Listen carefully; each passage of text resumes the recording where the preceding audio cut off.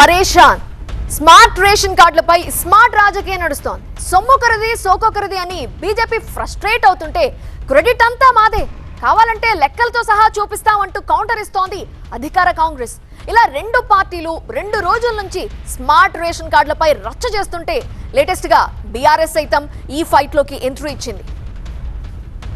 Ration card లబ్ధిదారులకు 6 కిలోల బియ్యం ఇస్తే అందులో కేంద్రం వాటా 5 కిలోలు ఉందని ముత్తుకుంటోంది బీజేపీ. 90% వాటా ఉన్న ప్రధాని ఫోటో కాదని, సీఎం ఒక్కడి ఫోటోనే రేషన్ కార్డుపై ప్రింట్ చేయడం కరెక్ట్ కాదని కన్నెర్ర చేస్తోంది.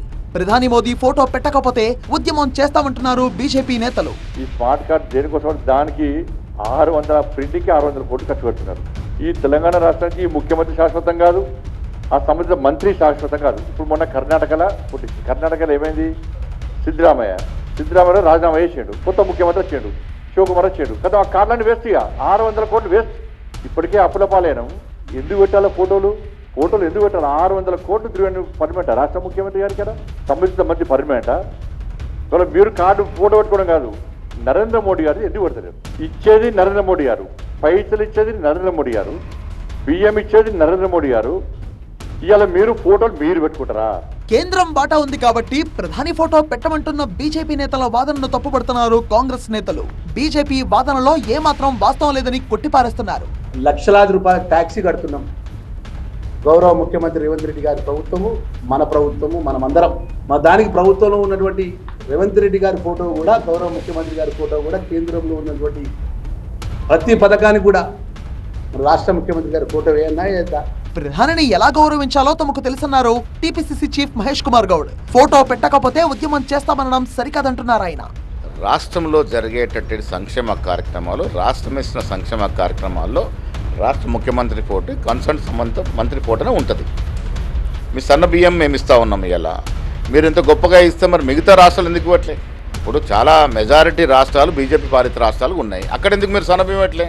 ప్రధానమంత్రిని ఏ రకంగా గౌరవించుకోవాలో మాకు తెలుసు. ఈ చోటా మోటా నాయకులు మాట్లాడే మాటలకి మేము పట్టించుకోవాల్సిన అవసరం లేదు. ఇలా రెండు పార్టీలు స్మార్ట్ రేషన్ కార్డు మీద ఫోటో గురించి కొట్టుకుంటుంటే అసలు సన్నబియ్యం బ్రాండ్ అంబాసిడరే కేసీఆర్ అంటున్నారు బీఆర్ఎస్ నేతలు. రేషన్ కార్డులపై సీఎం, మంత్రుల ఫోటోలు ఎందుకని ప్రశ్నిస్తున్నారు. బీఆర్ఎస్ హయాంలో 6.47 లక్షలకు పైగా రేషన్ కార్డులు ఇచ్చామని లెక్కలతో సహా చెప్తున్నారు. కాంగ్రెస్ ప్రభుత్వం అన్ని రంగాల్లో విఫలమైందని, వచ్చే ఎన్నికల్లో కేసీఆర్ సీఎం కావడం ఖాయమన్నారు. రేషన్ కార్డు అంటే కాగితం కాదు, అది ఆకలి తీర్చేటువంటి కార్డ్ అని చెప్పేసి.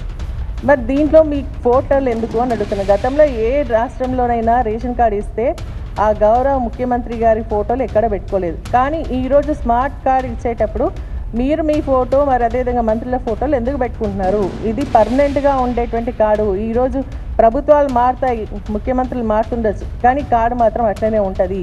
మీరు ఈ పద్ధతి కరెక్ట్ కాదు. మరి మీరు ఎప్పుడైనా సన్నబియ్యం ఇవ్వాలన్న ఆలోచన ఉందా అని చెప్పేసి అడుగుతున్నారు. అది కేసీఆర్ గారి యొక్క విధానం. మరి నిజంగా కూడా కేసీఆర్ గారు ఆ రోజు రేషన్ షాప్, మన హాస్టళ్లలో ఉన్నటువంటి వారికి ఖచ్చితంగా సన్నబియ్యంతో అన్నం పెట్టాలన్న ఆలోచనతో నా మన్మడు ఏదైతే మరి సన్నబియ్యం తింటున్నాడో, మరి అదేవిధంగా హాస్టల్ విద్యార్థులు తినాలి అని చెప్పేసి స్టార్ట్ చేసిందే కేసీఆర్ గారు. సన్నబియ్యం బ్రాండ్ అంబాసిడరే కేసీఆర్ గారు, అది మీరు మర్చిపోతా ఉన్నారు. మొత్తంగా ఈ రేషన్ కార్డుల చుట్టూ ఇంకెంతకాలం రాజకీయం నడుస్తుందో చూడాలి.